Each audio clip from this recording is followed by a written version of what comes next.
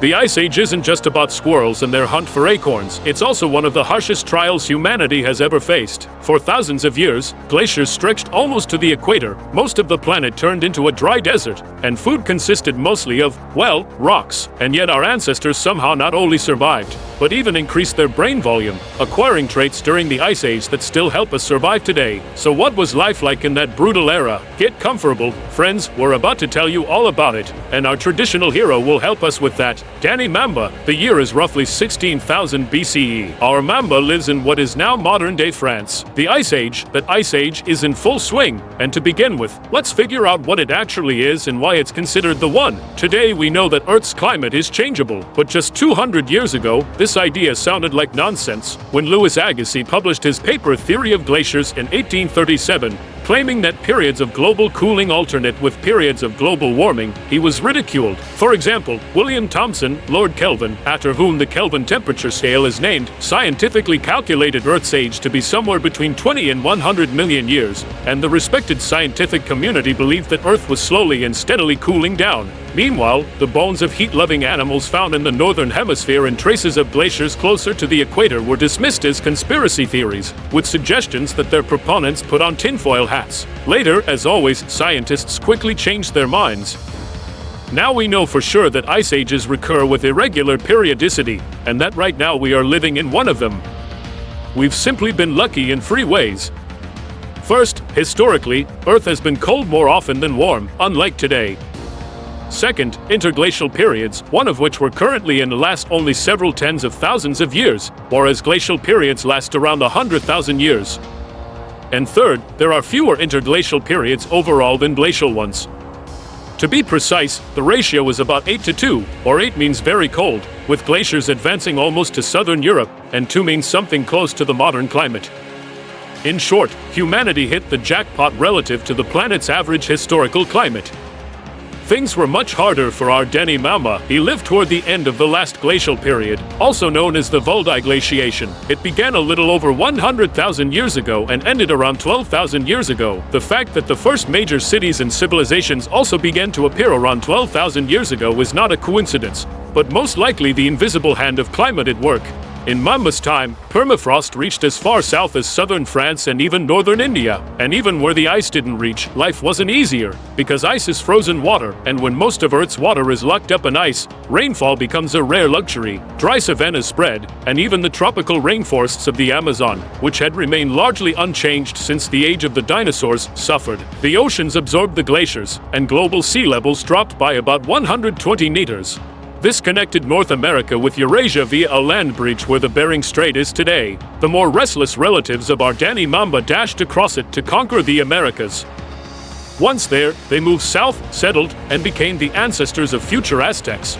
Mammoths and bison traveled with them, while in the opposite direction came patriots, and thus wolves, horses, and even camels appeared in Eurasia, but were interested in people. At first glance, it seems they lived in hell. In reality, things weren't so bad for our Mamba. The reason was the mammoth steppe, or tundra steppe. Intuitively, one might imagine that 18,000 years ago Danny saw nothing but ice around him.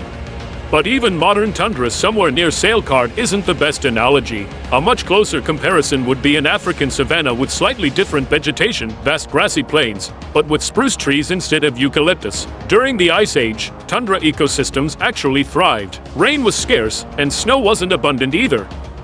Despite the cold, grass grew even in winter, providing excellent feed for the Ice Age's calling card, the mammoth. Mammoths, in turn, were food for the most dangerous predator of that era, humans. People like Danny Mamba lived in small tribes. Large settlements were still a long way off, if only because they had more pressing concerns: how to survive, what to eat, and where to sleep.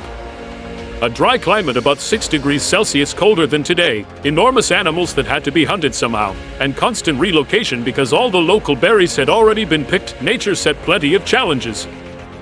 Our ancestors solved them in the most creative ways imaginable.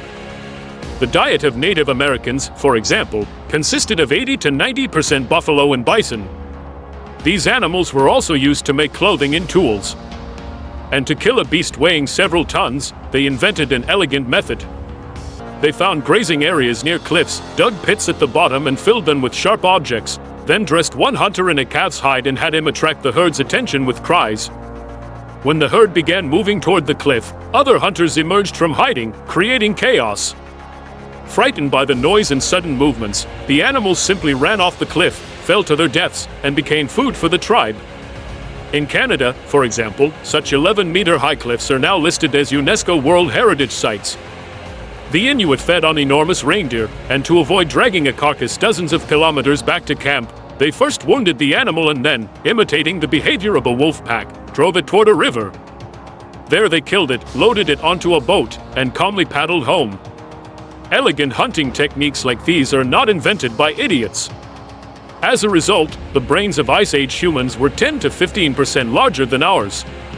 In fact, until 2021 it was believed that brain size began shrinking precisely when the planet warmed and people stopped playing daily battle royale for survival. But a few years ago, researchers at Boston University, having studied a global collection of human remains, came to an even more insulting conclusion for us. The average brain volume decreased only about 3,000 years ago, very recently by historical standards. Of course, a larger brain doesn't mean that Mamba and his peers were geniuses with IQs of 300. Rather, it means they were better at navigation, played 5D chess with animals by devising brutal hunting strategies, and planned their tribe's life a month in advance. That was truly necessary, since a single mammoth could provide a community of 10 people with food for almost a year. You just had to plan what meat to freeze, what to cook, and what to dry. Add constant travel to the mix, and you get a complex equation that can't be compared to our simple trip to the grocery store with a shopping list. Our Mamba's large brain also came with a side effect: curiosity and creativity. Everyone knows about cave paintings, handprints, and other attempts by Ice Age people to express themselves. What not everyone realizes, though, is that this often happened spontaneously and not even remotely in the caves where these people actually lived. A vivid example is what happened in the Basura cave in northern Italy. In 2019, scientists used footprints and handprints to carry out an extremely detailed reconstruction of events that took place there 14,000 years ago. One fine day, 5 people entered the cave, lighting their way with pine torch flames, 2 adults and 3 children. The oldest child was 11, and the youngest was only 3 years old. An adult man walked in front, while the toddler brought up the rear. A dog of unknown breed was traveling with the family as well. After going about 150 meters inside, the group discovered that the ceiling narrowed and the corridor turned into a tunnel only 80 centimeters high. This didn't stop them, they crawled inside on all fours. The oldest child periodically stopped and, apparently, assessed how dangerous the path was. Not even a small pond deterred the group. Its muddy bottom perfectly preserved their footprints for modern times. After crossing it, the family found a large chamber with beautiful stalagmites, and that's when the bacchanalia began. The adults left handprints on the ceiling using charcoal, while the children rummaged in the clay and touched the stalagmites. It all lasted just a couple of minutes, and then the group simply turned around and left. So what was that all about? Archaeologists have an internal meaning. If you can't explain the purpose of an object or a practice, just call it a ritual. Supposedly, the family was performing some kind of ceremony connected to gods or beliefs.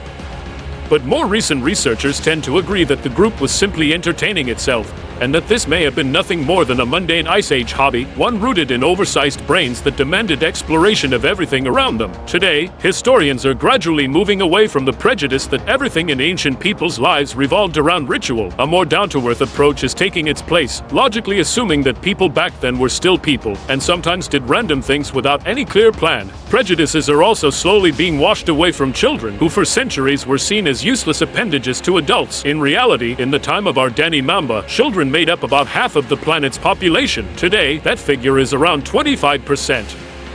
And it's obvious that such a crowd, even if made up of small humans, had to take part in the life of the tribe. Recent finds suggest that Ice Age children helped adults make tools and hunting weapons, could gather berries at a very young age, and accompanied hunts to gain experience and prepare for the future. Judging by what we see today, they succeeded. During the Ice Age, Earth's population did not exceed a couple of million people. When the ice finally retreated around 14,000 years ago, that number began to grow explosively, reaching somewhere around a couple of 100 million by the beginning of the Common Era. Nature released humanity from its icy grip, but judging by what's going on around us, we didn't particularly appreciate that gift. Until next time, friends.